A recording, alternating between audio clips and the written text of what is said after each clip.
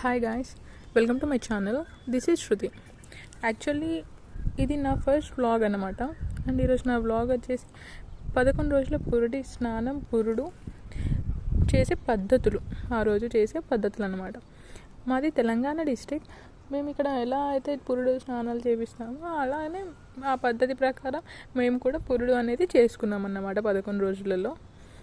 ఇలా పెద్దవాళ్ళు అందరూ వచ్చేస్తారు, ఇంటికి చుట్టాలు వస్తారు, ఇంకా ఫ్రెండ్స్ అందరూ వచ్చేసి మంగళహారతి ఇచ్చి కాళ్ళకి పసుపు పెట్టి గుడాలు వేసి ఇలా మంచంకి 4 సైడ్స్కి బొట్టు పెట్టేసి మంగళహారతి ఇచ్చి గుడాలు అనేది 4 సైడ్స్లో పెట్టి ఇంకా బెడ్ మిడిల్లో పెట్టి పురుడు అనేది చేస్తారు.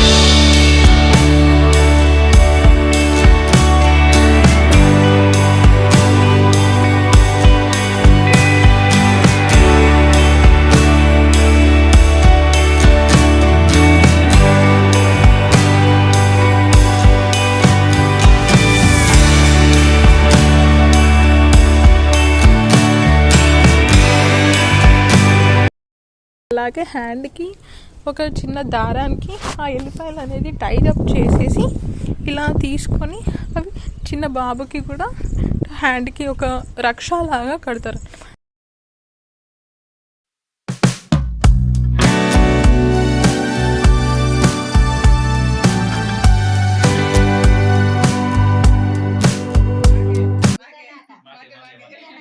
అయితే అలా చాటలో బియ్యం వేసి అందులో ఒక వైట్ క్లాత్ వేసి అందులో మా బేబీని పడుకోబెట్టి పెద్దవాళ్ళు వచ్చి అమ్మమ్మలు లేదా నానమ్మలు వచ్చి అది మనకి ఇస్తూ మీకా మాకా అని అడుగుతారు అనమాట. అప్పుడు మనం నార్మల్గా మాకే కావాలి మా బాబే మేమే తీసుకుంటామని అప్పుడు తీసేసుకోవాలి.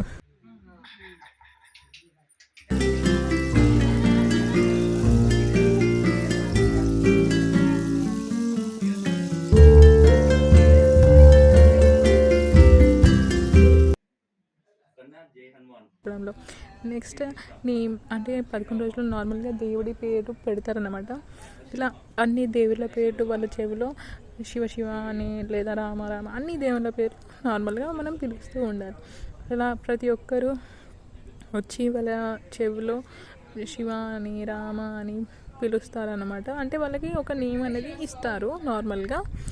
అట్లా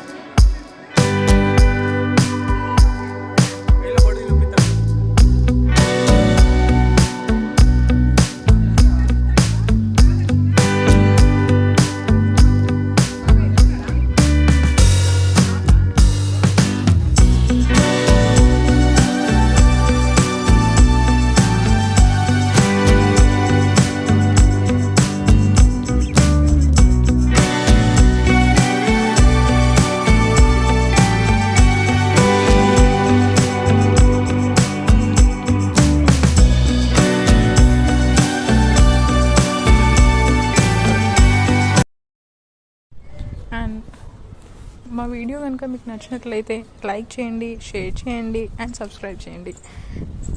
థ్యాంక్ యూ.